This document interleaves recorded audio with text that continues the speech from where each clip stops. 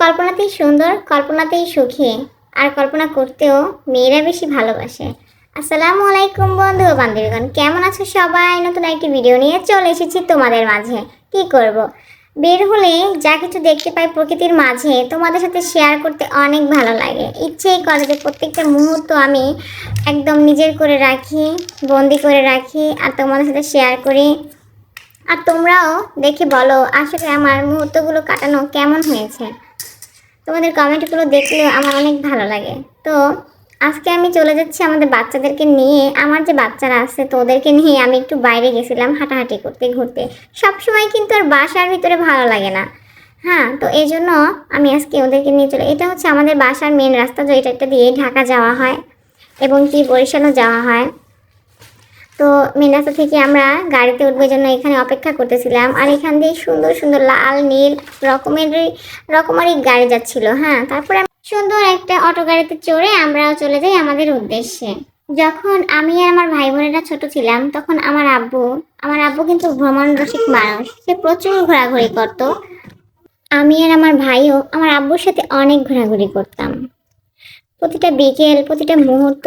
এখন যেহেতু সেগুলো মিস করি, এখন যেহেতু বড় হয়ে গেছি, তাই এখন আমিও আমার বাচ্চাদেরকে নিয়ে এভাবেই ভাবছি ঘুরতে বের হবো, ওদেরকেও দেখাবো, সুন্দর মুহূর্ত কাটাবো ওদের সাথে। ওরাও এরকম স্মৃতিগুলো মনে করবে যখন ওরাও ওদের বাচ্চাদের নিয়ে ঘুরতে বের হবে। তো এগুলো মনে করেই আসলে বাচ্চাদেরকে নিয়ে ঘুরতে বের হবেন, ওদেরও মনটা ভালো হবে, আপনারও মনটা ভালো থাকবে। একটা মজার কথা বলি, একদিন বিকেলবেলা আমি আর আমার আব্বু বের হয়েছি। তো কিছুক্ষণ পরেই আমার ম্যাডাম আসার কথা ছিল। তো আমি ভাবছি আজকে আর পড়তে বসবো না, আজকে যেভাবেই হোক বাসা থেকে ঘুরতে বের হব আর আসবো না। তো ম্যাডাম আসার আগেই আমরা ঘুরতে বের হয়েছি। হ্যাঁ, তো আমাদের বাসার কাছেই ছিল সুন্দর একটা ব্রিজ, আর ব্রিজের উপরে নানান রকমের বাদামি বাদাম আরও অন্যান্য জিনিস, হ্যাঁ আখ ঠাক অনেক কিছু নানান রকমের খাবার জিনিস বিক্রি করতেছিল।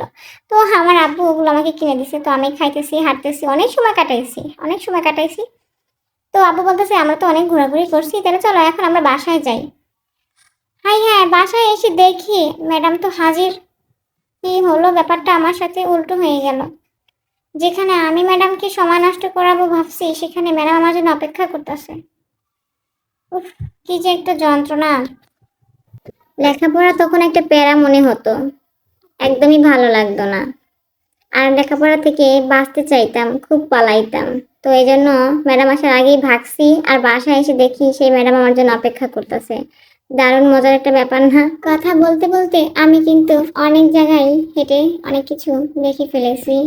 বিশেষ করে মেয়েদের কিন্তু শপিং মলটা ঘুরতেই বেশি ভালো লাগে। কিনো আর না কিনো, কিনতে পারলে তো আরো খুশি লাগে, কিন্তু এই ফুলগুলো আর বিশেষ করে শোপিসগুলো আমার অনেক ভালো লাগে, একদম মন কেড়ে নেয়। ইচ্ছে করে না যে আর ওখান থেকে আসি, ইচ্ছে করে ওখানেই বসে থাকি। পারলে তো বস্তা ভরে নিয়ে আসতে পারলে আরো খুশি, কিন্তু তবুও কেন যেন এগুলোই দেখতে ভালো লাগে। তো আমি ঘুরে ঘুরে এগুলো দেখতেছিলাম, আমার অনেক ভালো লাগতেছিল।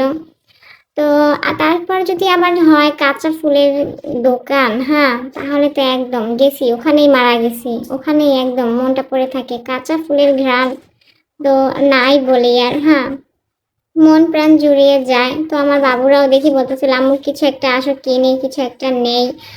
তো বলছিলাম হ্যাঁ ঠিক আছে। তো এখানে আমরা কিছু কিছু ফুল কিনেছি বাসার জন্য, আর এখানে আমার ছেলে বলতেছে কেক খাবে। আসলে এরকম রেডিমেড কেক একদমই মজা হয় না, অর্ডার দিয়ে বানানো কেকের সাথে এটার তুলনা একদমই করা যায় না। তারপরে আমরাও লাল টুকটুকে সুন্দর দেখে একটা কেক নিয়ে আসি বাসায়, ওরা খায়, ওরা মজা পায়, তৃপ্তি পায়, এটা অনেক কিছু। সবাই ভালো থাকবেন, দোয়া করবেন। আসসালামু আলাইকুম।